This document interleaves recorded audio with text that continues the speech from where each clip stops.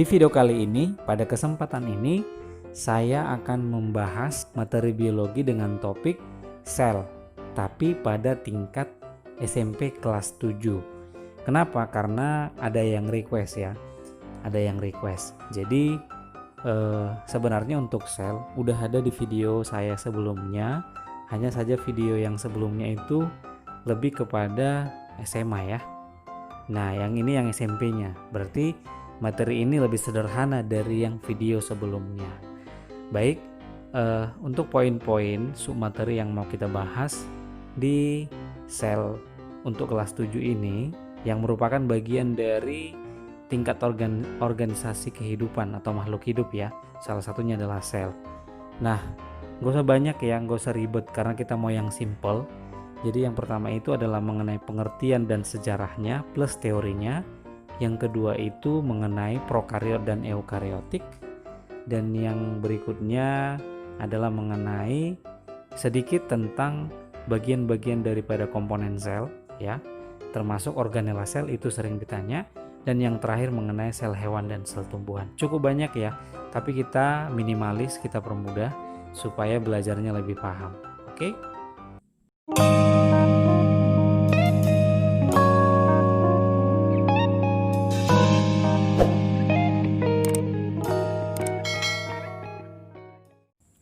Apa itu sel?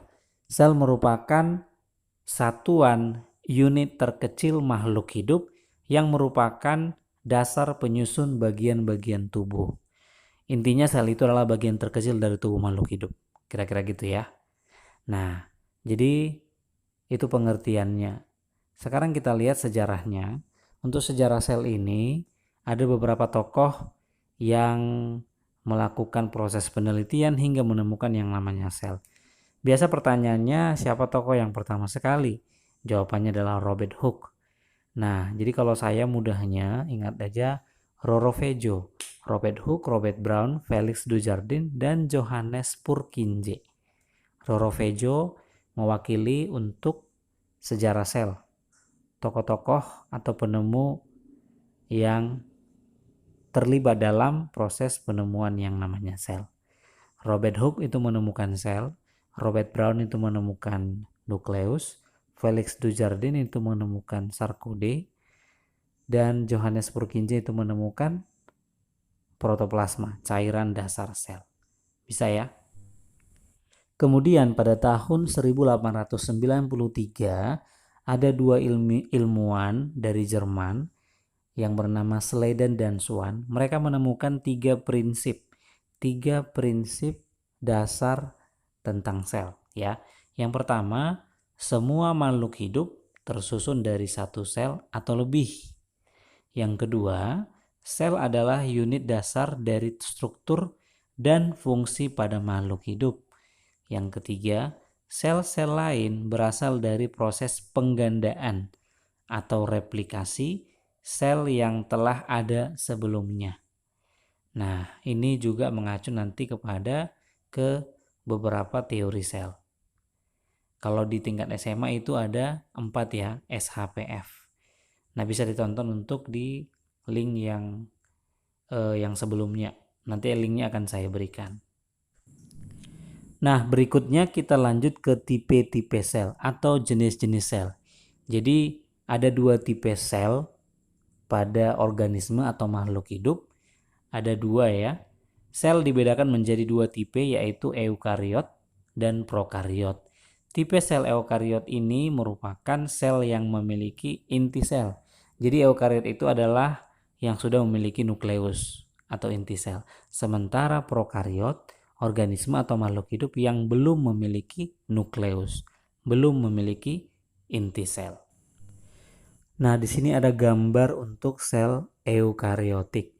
Eukariotik ini lebih kompleks isinya ya daripada yang prokariot yang lebih sederhana. Salah satunya itu adalah eukariotik punya nukleus, mitokondria, badan Golgi, kemudian ada lagi lisosom, dan yang lainnya ya. Nah, untuk ciri-ciri dari si eukariotik itu yang pertama itu dari segi ukuran ya. Ukuran selnya itu sekitar 10 sampai 100 mikron. termasuk kategori kecil ya. Namanya sel kan bagian terkecil juga. Kemudian yang kedua, struktur sel itu kompleks ya. Salah satunya adalah organela selnya lebih banyak daripada prokariot dan multiseluler. Ya, artinya bersel banyak.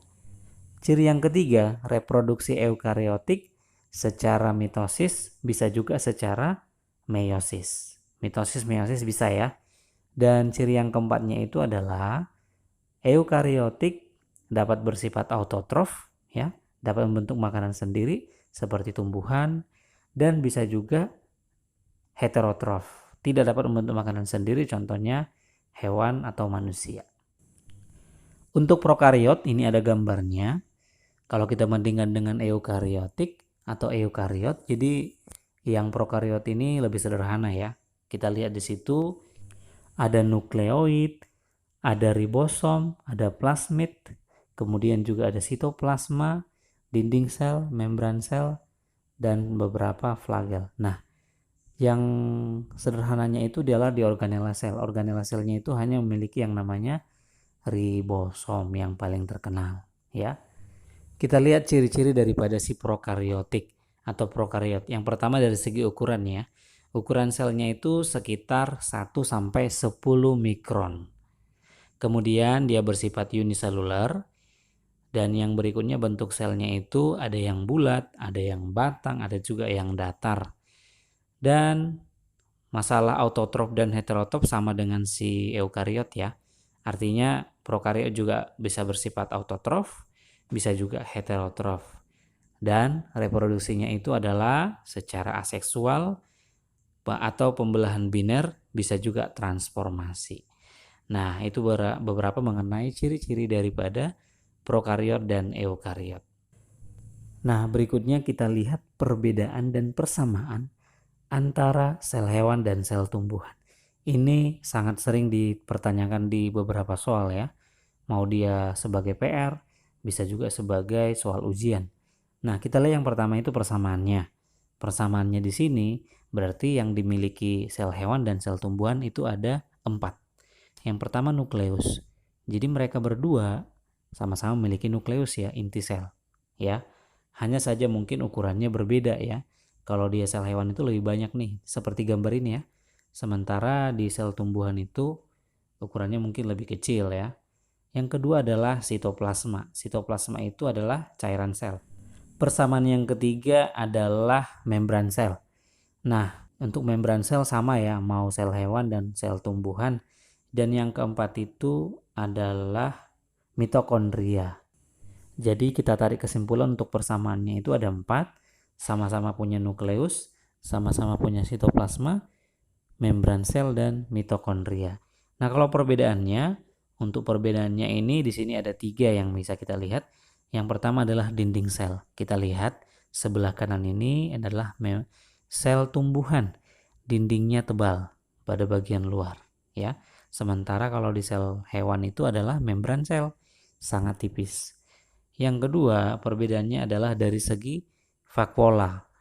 Vakuola sel tumbuhan itu besar-besar ukurannya seperti ini ya. Sementara di sel hewan itu ada yang beberapa sel hewan tidak punya vakuola, ada yang punya. Kalaupun dia punya kayak protozoa ya, dia ukurannya kecil. Dan yang ketiga itu adalah kloroplas. Sel tumbuhan itu punya kloroplas, makanya dia autotrof, bisa berfotosintesis, sementara sel hewan tidak memiliki kloroplas. Oke, bisa dipahami ya persamaan dan perbedaan dari sel tumbuhan dan sel hewan, karena itu sering ditanya di soal.